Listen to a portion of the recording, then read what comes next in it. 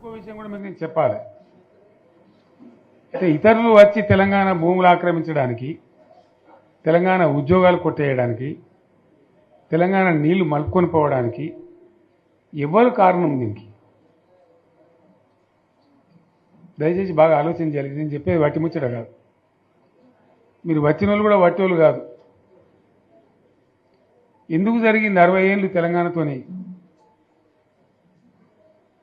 ఈ పరాశకాలు ఎవరు? ఆడినోడు ఎవడు? దీని కారకులు ఎవరు? ఇది చాలా ముఖ్యమైన విషయం. దయచేసి నేను చెప్పేది వినాలి. మీరు వెళ్ళిన తర్వాత మేము ఈ గ్రామాలలో చర్చ కూడా పెట్టాలని నేను కోరుతున్నాను. తెలంగాణ ఆగమైపోవద్దు కదా, నబటోని ముందర జారిపడద్దు కదా, మనకు కూడా చీము నెత్తురు పౌరుషం ఉండాలి కదా.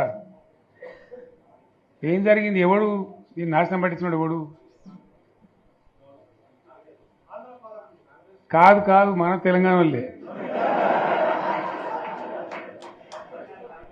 సింపుల్ ముచ్చట కదా. దోపిడీ చేద్దామని వచ్చేటోడు ఎప్పుడు దోపిడీదారుడే, కానీ వాడిని సర్ది కట్టినోడు ఎవడు? నేను ఉద్యమంలో చెప్పే కదా, కత్తి ఆంధ్ర ఉందే కానీ పొడిచేటోడు తెలంగాణ వాడే. వాస్తవం చెప్తున్నాను నేను మీకు. ఆ రోజు కూడా అదే కథ. తెలంగాణలో గట్టిగా ఉంటే ఆనాడున్న కాంగ్రెస్ నాయకులు సమస్య లేదు మాది మేము ఉంటామంటే ఎందుకు కలుపుతుంది ఆంధ్రతోని? ఏమక్కడ ఏర్పడుతుండే?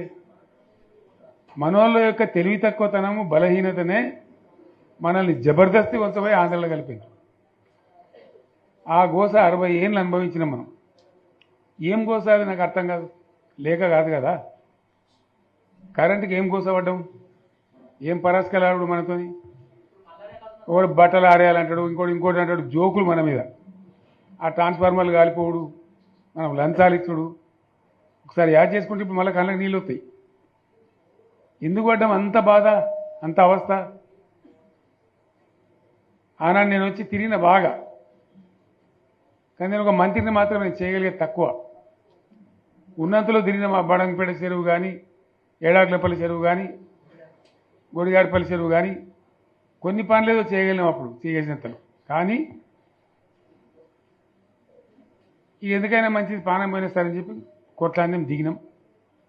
కొందరు వెనుక కొందరు ముందు మనోళ్ళు జమ కావడానికి ఆలస్యం పట్టింది, టైం పట్టింది.